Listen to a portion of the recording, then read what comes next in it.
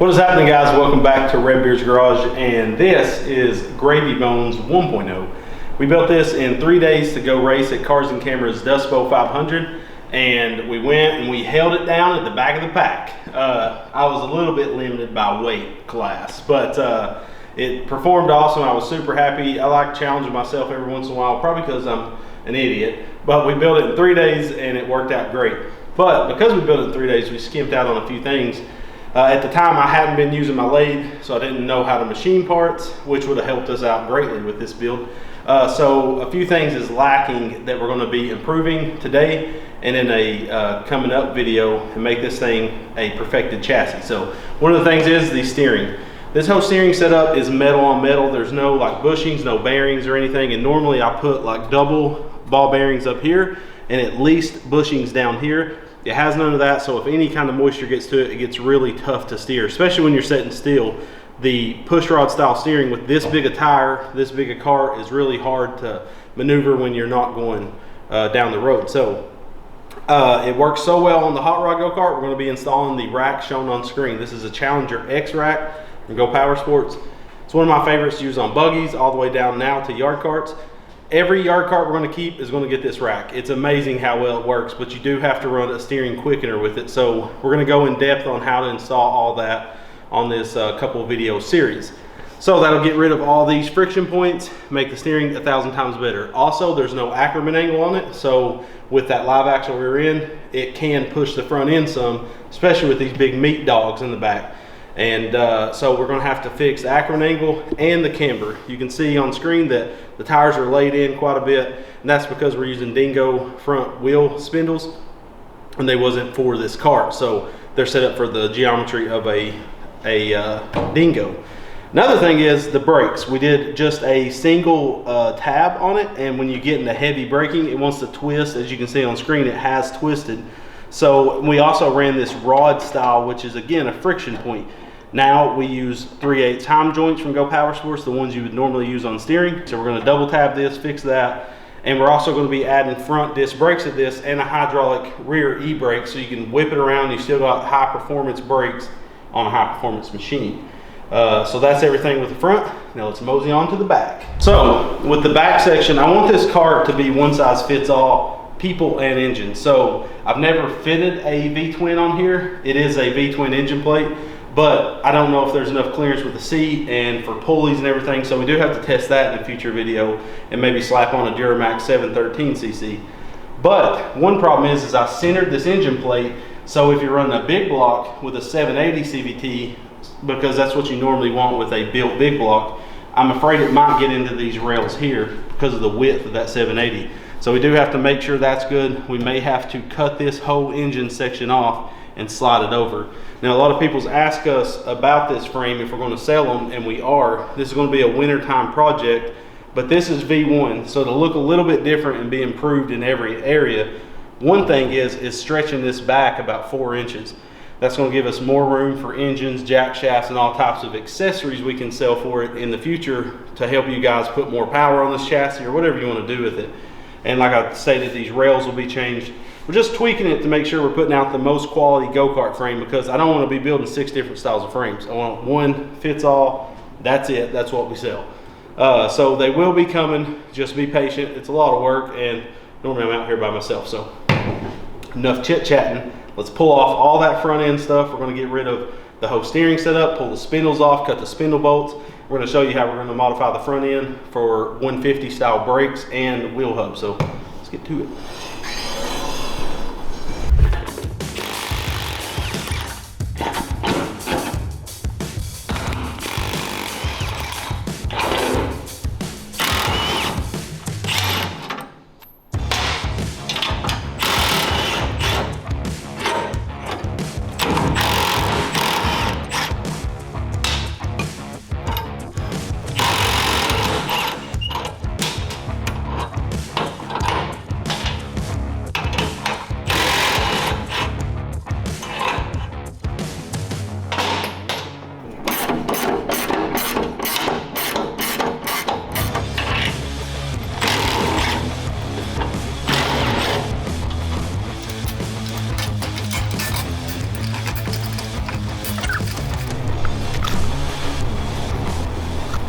We should have run oil impregnated bronze bushings or put a grease Alamites. The oil impregnated bronze actually is impregnated with oil, and as it wears, it oils it.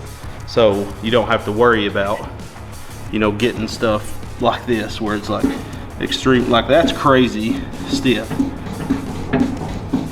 So I'm gonna keep working this, get this out, and then we basically are gonna have to cut this little tube off and also figure out how we're gonna cut this off without being too big of a pain. Basically gotta get rid of this because I'm gonna put a double 3/4 inch bearing in here. So the steering wheel's on bearing. It's gonna be the nicest steering. The hot rod is so nice. I can't even run it. Let me get a hammer. Oh, I don't need it. Turn it off. So we're gonna keep a lot of this, like these splined ends from, these are on Go Power Sports steering spindles. We need to keep all this stuff because we're gonna reuse it with this. So we really only are adding the steering rack and the steering quickener. Now this isn't a cheap steering to do. I'm gonna go ahead and tell you right now, because the steering quickener alone is $160. The rack, I think it's about $90, $95. This is like, if this is your forever car and you love it, it's well worth doing this because you get crazy fast steering, you get crazy smooth steering, and you can have crazy angles. So if you wanted to drift, like have a drift cart, this would be a sweet setup. So. And a crazy fun time. Crazy fun time. These are the most fun, I tell you. So now I gotta make a steel plate to bolt this to. It's gonna basically set this right in this area, but I'm gonna make it a little longer than I think I need it because of the fact that we have to go over this tube that I said that I don't like how I did.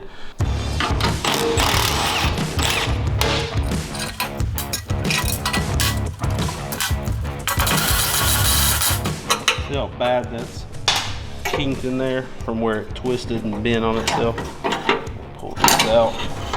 And I normally do a 1-to-2 ratio. This I did, looks like a 1-to-1, or I might have did a 1.5-to-1. So we are going to be making everything new for this so it works proper. This is where we had the master cylinder before mounted, and we put this bigger one on it so we could run rear and front brakes.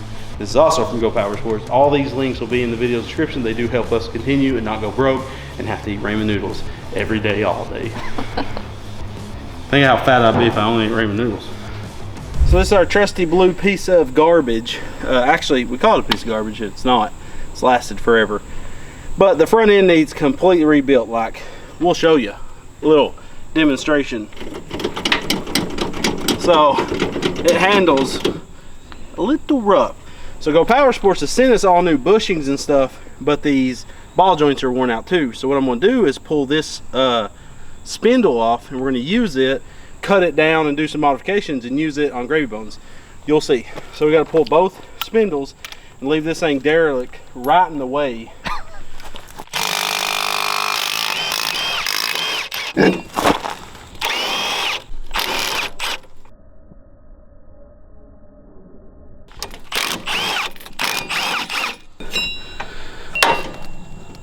All this is trash, so not like we're hurting anything. Okay, I gotta keep all this, of course, to put back on it.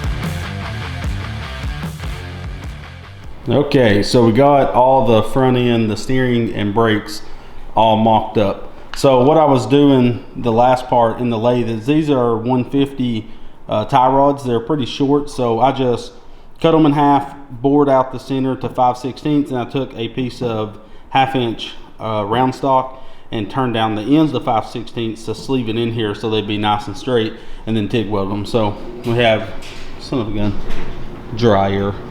Anyways, so now we have both the steering. I haven't did the plug weld yet. I'm going to actually MIG those.